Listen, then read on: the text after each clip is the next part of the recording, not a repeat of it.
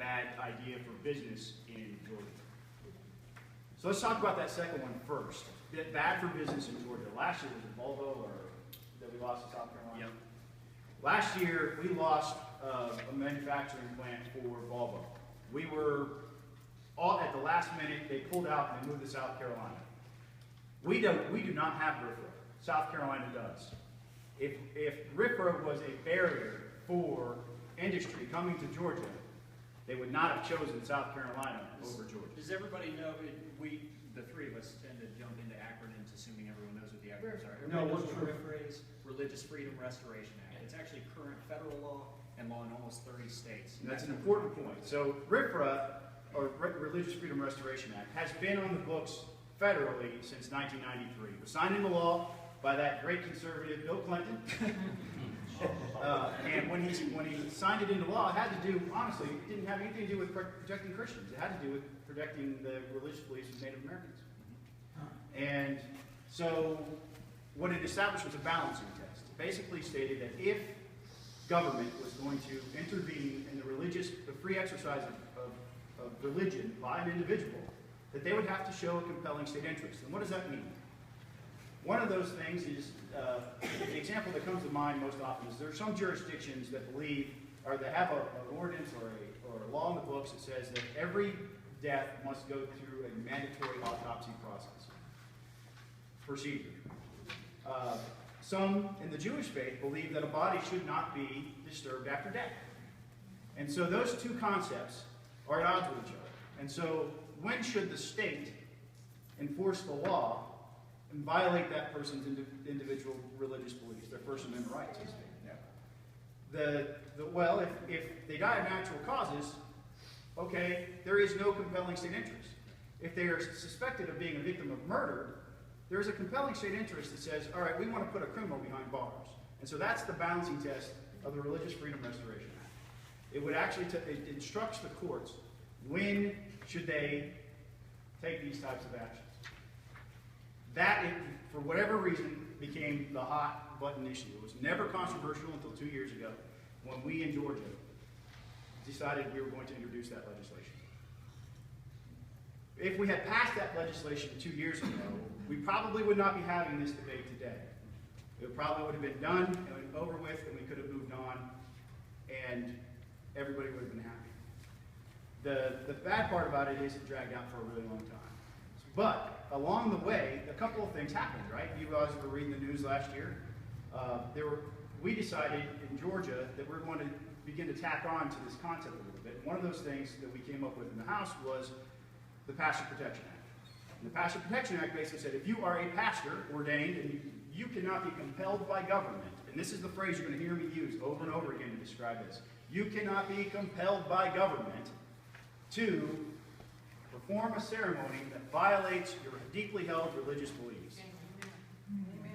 And that was the Pastor Protection Act. The Pastor Protection Act also had a section that said, if you are a business like Chick-fil-A that likes to close for a day of rest, you cannot be compelled to open on that day of rest by the government. There was discussion in Georgia that some cities were thinking about passing ordinances that would have required 7-day-a-week service for all businesses. That's why that was in there. What we passed on Wednesday has a provision that says if you are a faith-based organization, it defines that as a Christian or a religious school, not just Christian, mind you, but a religious school, or faith-based or church, that you do not have to employ people who do not share your faith. You cannot be compelled by government to hire people that do not share your faith. That's one of the things that we passed on Wednesday. The RFRA section of the bill said that we would use that balancing test I described earlier, but it would not be able to be used as a defense for invidious discrimination. When they said that to me, I was like, what does invidious mean? We all asked that question. I think 6 hands went up, immediately, and then 15 more raised up. But what does invidious mean? Well, invidious is class-based discrimination. Say it again. Class-based discrimination. So it says that you cannot use this as a defense for class-based discrimination in accordance with state and federal law, or case law, for that matter. It also says that. Yep. What are some other aspects?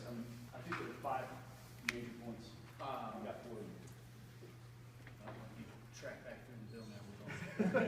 You find yourself in a groove of how you talk about it when somebody else starts talking. You have to trace back. It's your fault. An individual can't be compelled to. Yeah, okay, yeah, and that's it. That's the major part of it. An individual, actually, there's two parts of it. First, and I'll talk about that in a second. If you're a government employee, you have to do your job no matter what. Right? I mean, it's what it says. As opposed to refusing service. Not that that really works well, the government employees are supposed to. Yeah. Refusing your job, refusing to do your job. In Michigan, when they passed RFRA out of the House, they said that EMTs would be allowed to refuse to perform life rescuing services on a day person. You're going to hear that same argument, by the way, around that Chick-fil-A provision on the Saturdays and Sundays. Well, what if the city contracts out EMT services, right? Can they deny it on Saturdays and Sundays? The answer is no, because I actually was impressed by how they worded this.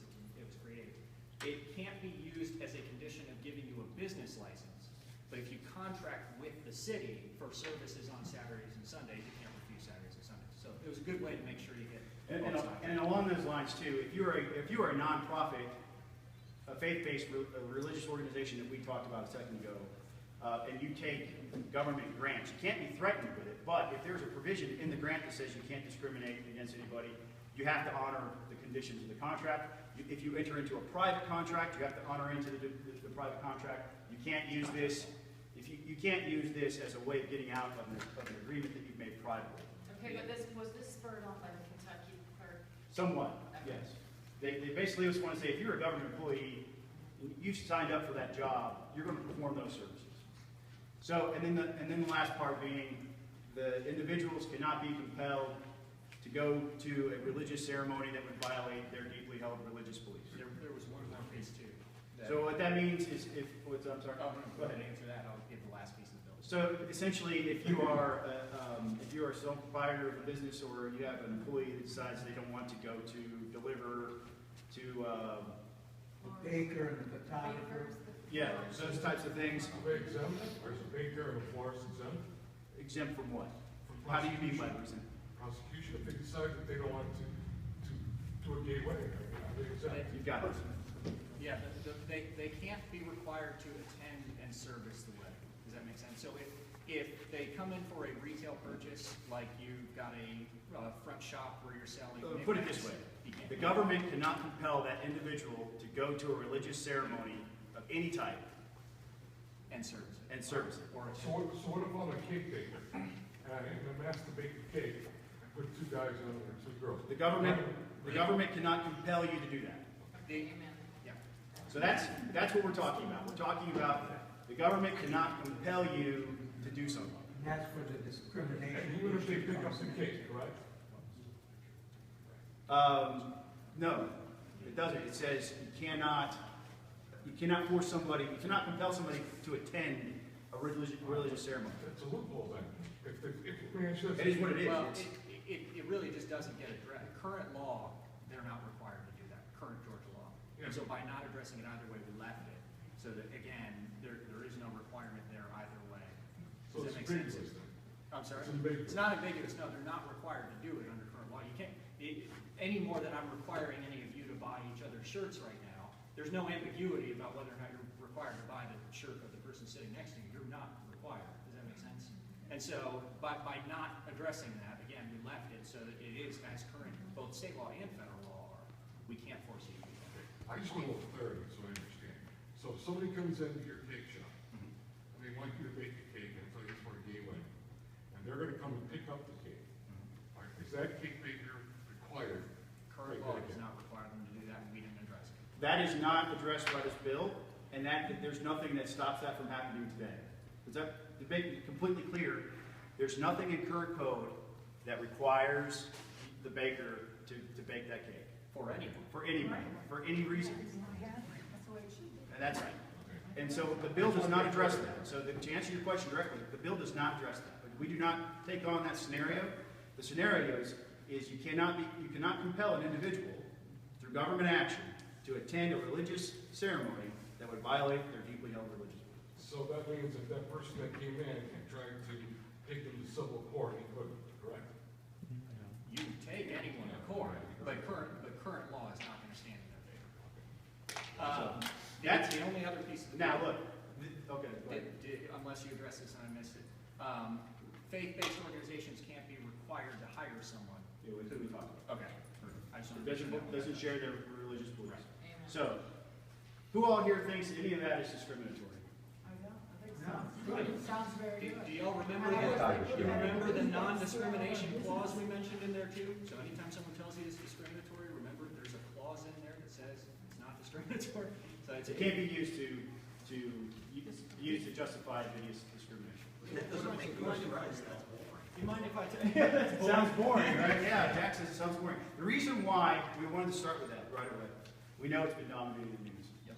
When I got in the car and I was driving down to a business meeting the following day, I heard on the radio that this bill would allow people to refuse service to gay people. And I just shook my head because that's not what it does at all. And so we wanted to come and educate you on that and also ask you, the governor's under a lot of pressure right now. Yes. There is a lot of big business interests that are trying to, they do not share our values, do not see the world the way that we see it. They think that the government should be allowed to compel people to behave in certain ways under certain circumstances, and they do not share the way that we see the world. And so they're going to throw a lot of money around, in a lot of elections, locally even, and they're going to say, they're going to put pressure, and they're going to say, we're not going to get a Super Bowl.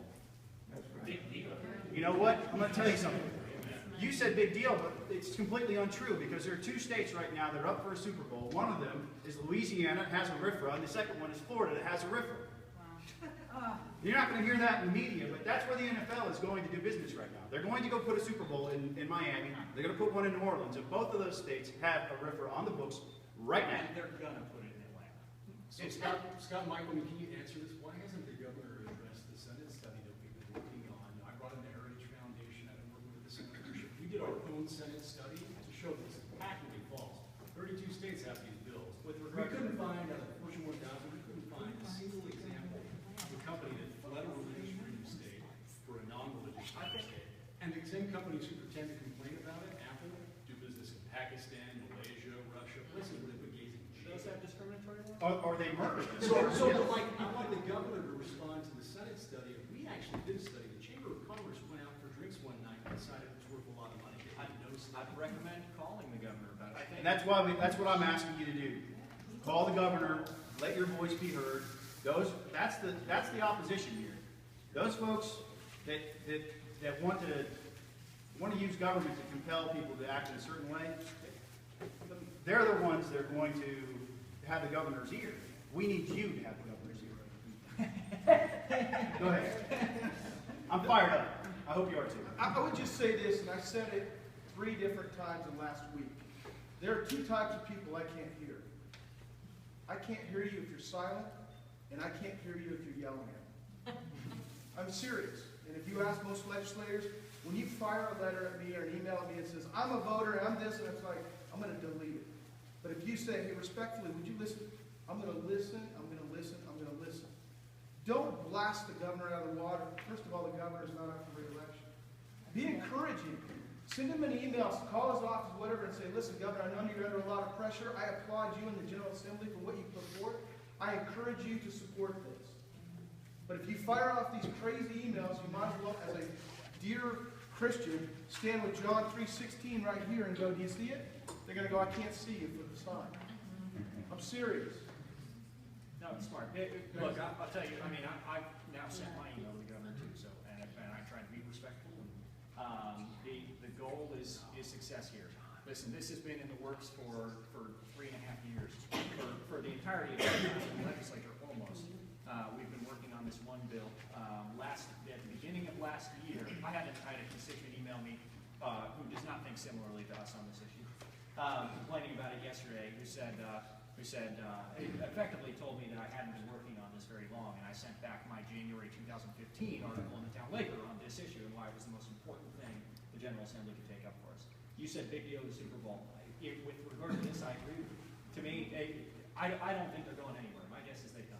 But if we lose the Super Bowl over it, if that's the cost of protecting our religious freedoms, Yes, so be it.